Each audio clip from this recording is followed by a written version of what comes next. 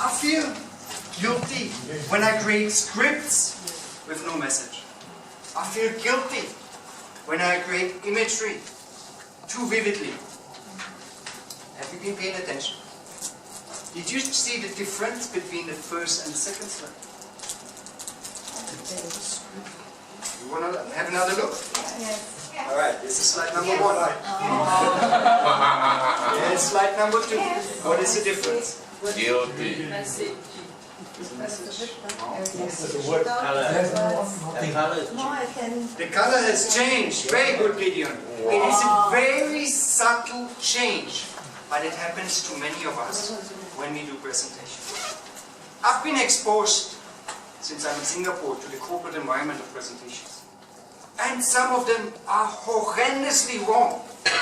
They vary with statistics and numbers. Some of them are full of bullets.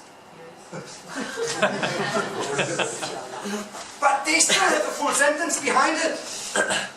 Some of them are full of imagery where you don't know where to look. Left, right, center, front. It just doesn't exist. And they're completely distracting your message. Yes. Great. When you present a speech, a presentation, information in any environment, you have to have your story.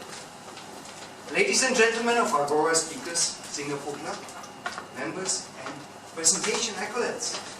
Today, you will learn about some shortfalls, but also some amazing, simple things how you can enhance your message. And maybe Lawrence will be able to present in front of Sean soon with the presentation. Won't be, because you've got to pay attention. Yes, you have to pay attention. That is correct. Now, when you create your story, when you create your presentation, the first thing you guys are going to use is what? Paper. Paper? You don't open your PowerPoint? Anybody opens the PowerPoint? When you have to create a presentation, straight away you open PowerPoint, you start building it. Yes. Yes, many of us have come across it. And that's the worst error you can make. Because when you create a PowerPoint, you don't create a story behind it. You just put one image after another, adjust it with sentences and bullet points. What you need to do is go back. You need to build your story first. What does the story consist of? An introduction, Yeah. a body, Body. and Conclusion. a conclusion. That is correct. And how are you going to do that? Well, yes, you can go old school. You use pen and paper. Or you be like me, a Microsoft fanatic, and I just start using words. Words is one of the best tools you can use to create your story. For those Steve Jobs fans out here, I don't know what tools you guys are going to use, but use a similar tool. It helps you not only to create your story, but build art with it, because you can move around your words at any time, wherever you want. Tip number 1, build your story outside of PowerPoint. Once you have your story built, move to PowerPoint. Now, it can be quite challenging to segregate and check what I put where. Yes, that is correct. That is a hint of my message for you. When you create your PowerPoints, you take the message from your Word document, cluster it in different paragraphs, and then assign one slide per paragraph. These information in your paragraphs, you then use to put here in this little note section below. There you have all your information suddenly written where you want to put it. That's point number 2. But point number 3 is the most daunting one for many of us. How do you create something artistically, vividly, imagery to draw the attention of the audience? How do you stick to that? Let's take this quote, for example, of Mr. P. He summarized his emotions, his ideas of presenting in one great statement. He added that spark of imagery right behind it. But can you see that there's something wrong here? Question number 2. What is wrong with this? Reflection. The reflection, okay. And the words are not clear. The words not clear. Yeah. A bit more precise. If you look down here, what does it look like? Don't know words. It's a tree trunk. Why is it sideways? Why is the sun shining sideways? Why is the building up here standing on the side? When you insert images, make sure that they have the correct layout, that they're in the right shape. So here he failed to put it vertical. Because once he puts it vertical, he has all this dark space where his message can shine through even better. Now, there's just 3 tips you have received today. First of all, you need to know what writing tools you can use to create your story, your image. Then you can allocate each story, each part in your PowerPoint for a paragraph. And thirdly, you can anchor those points with just a simple image, with just a simple message to bring your story across. Now, if you still feel that this is too overwhelming for you, just contact us. We can help you build your business, your image suite at any point of time. Because your achievement is our success. Thank you so much.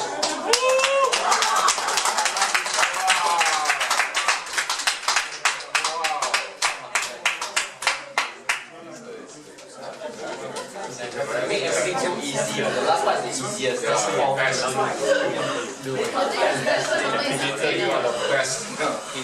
What a salesmanship. Excellent. Okay. Now we would like to have 2 evaluators. Jenny is the first one. Second one is Gideon. 2 minutes, Jenny, to read on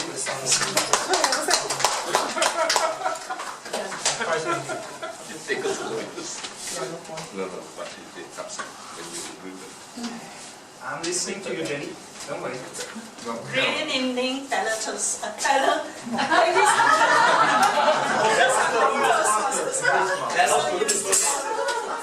Yeah, it's okay. Peter, I like the way you use the source, Microsoft. And that is a reference point where you have to give the credit to the company itself. Second thing, the striking point about your presentation, you give us the art of how to do a good and effective presentation. I thought that was a valuable piece of information that you shared with us. And by the way, since he's from a consultancy firm, this time he didn't charge us. Yeah. Peter, your voice, your articulation was solid. You were loud enough and your emphasis was also very deep dive.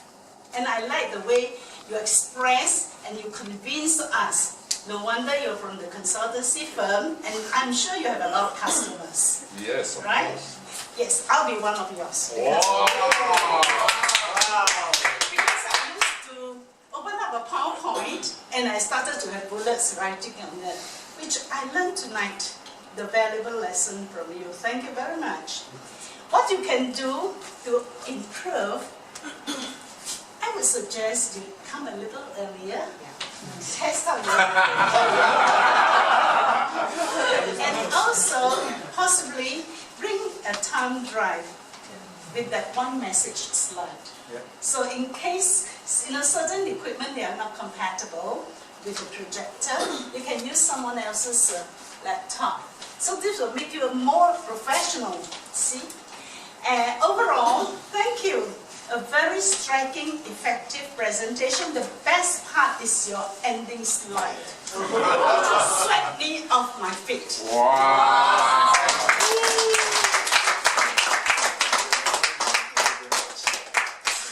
2 minutes. A pleasant evening to all. Peter, Peter, I'm sure you know, fact tell, story sell. You are from a consultation company, so I'll see you later. Wow. Now, you have used a slide, but there was one slide that I think all of us was guessing we can't see, even I was sitting in the front. I don't know what was that slide. I could hardly see any words at all. I don't know what was your use in bringing the slide. You did tell us that when using a slide, you must have colors. That will show you the spectrum of your slides that you're presenting, as well as to engage the audience. When the audience can see colors, they are more interested. It cannot be just black and white. Of course, nowadays you got no black and white, you have color TV. So if you have the slides, you will definitely engage them. I think you were a bit too fast for us. Note that not all of us are on the same wavelength of you because you are from a consultation company and you're actually trying to tell us how to present with the slides. You just like rattling through and give us no chance to absorb how to do it.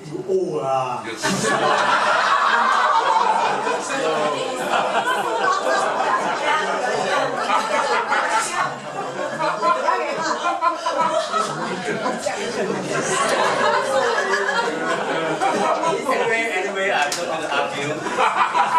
Since you know, I will have to speak a little bit faster, is it? No.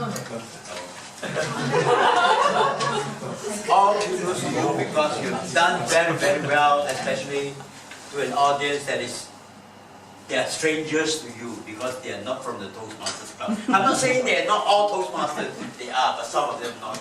So it's very interesting that we really learned a lot of things from you. Yeah. I'll see you the next time.